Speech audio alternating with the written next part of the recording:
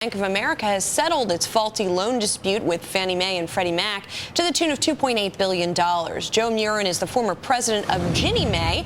He's now the chairman of the Collingwood Group, which is a firm that provides business investment and advisory services to clients in banking, housing, and the mortgage industry. Joe, joining us from our Washington bureau, thank you so much for joining us. And, I do want to ask you, first of all, about Bank of America. We've been talking about the implications for the company and how the shares have been going up. What about the implications for the broader housing market, that this is one company that's settling some of these foreclosure disputes and faulty loan disputes with Fannie and Freddie? No, that's a really interesting question, Julie. From our perspective, it looks like the administration has settled for about 25 cents on the dollar, which is very good for B of A. But the more broader issue is, what does this mean for the rest of the mortgage industry? I mean, are the smaller and mid-sized banks going to benefit from the decision the administration has made with B of A? I guess that's a question will have to be answered, but it certainly would have a very positive impact, I suppose, for the rest of the mortgage industry if that was to be the case. Is this something that your clients are sort of grappling with, how to address this issue? Oh, it's a big issue with our clients. I mean, everybody is concerned with repurchase requests, and I think everybody is grappling with it. And I think this is a very positive sign for them that maybe the administration is willing to settle on some of these issues. So I guess time will tell. But right now, our concerns are: is this and will this benefit the small to mid-sized players as well? And, one of the other issues that's sort of related to the mortgage putbacks was the foreclosures and the way they were done. Were they done properly? We had that freeze.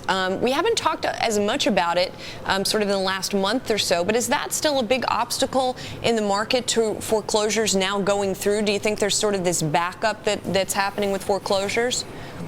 Well, there is. There's definitely a backup, and we're going to see that in the form of future house declines over the next probably 1 to 2 quarters. We'll probably see housing declines go as these new and backed up foreclosures hit the marketplace. So we haven't seen the end of this yet, and we expect that this is going to play heavily on the housing scene for 2011.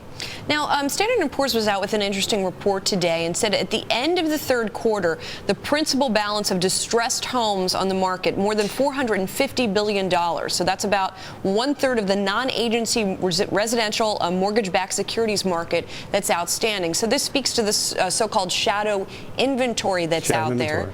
What does that tell us about what's going to happen with the housing market as the economy does improve, as it's expected to in 2011? How is that going to feed through to housing and the shadow inventory?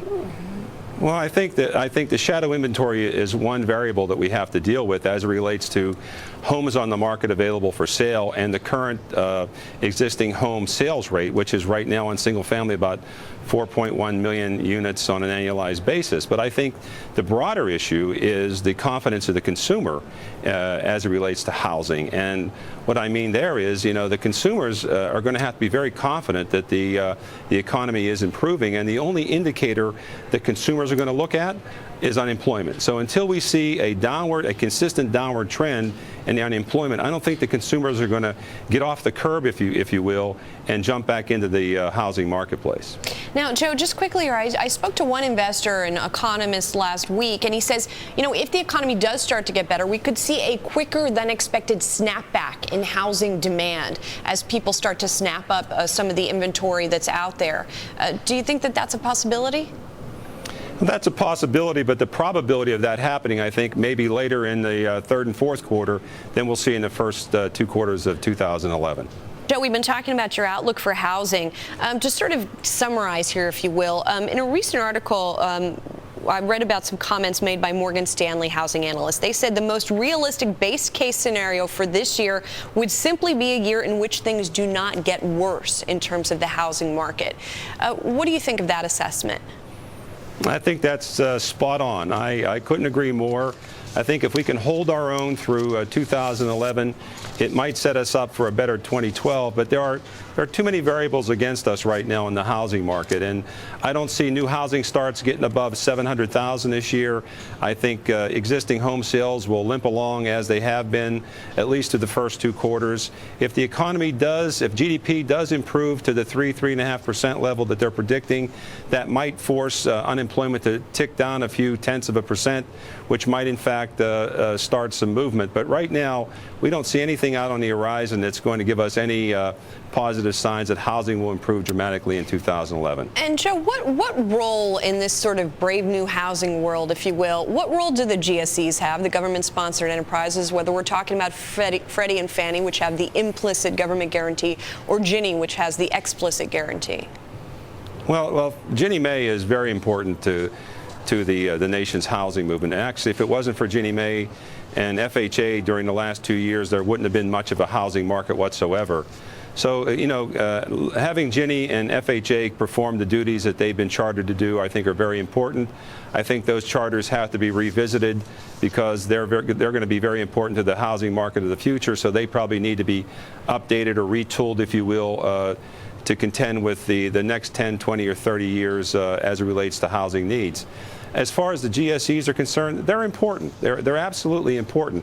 And I think Congress understands that. No matter how much rhetoric you hear on the Hill about Fannie and Freddie, I think that Fannie and Freddie need to be retooled in such a fashion that they're not a burden on the taxpayer, but yet they are a viable liquidity source for the market of the future. So I think it's a very delicate balancing act that has to be addressed by Congress in the next year or two. But ultimately, I think a Fannie Freddie type of venue is very important to our housing future. You know, Joe, specifically about Ginnie Mae, I was reading a little bit about just before, when we got the news that you were stepping down as head of that organization.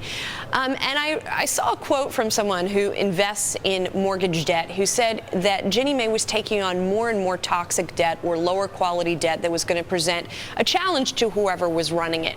What do you think about that? Do you think that Ginnie has been taking on more risk, and what's going to be the fallout from that? Absolutely not. I mean, Ginnie Mae is taking on debt that's incurred by the FHA and VA underwriting standards that have been in place for many, many years. And the only downside that I see to both the FHA program and the Ginnie Mae bonds are the high unemployment rate that have been consistently high for the past 2 years. I would stand behind the underwriting criteria that FHA and VA uses as a fundamental underwriting resource, and I think that whoever made those statements really don't understand what goes on behind the scenes.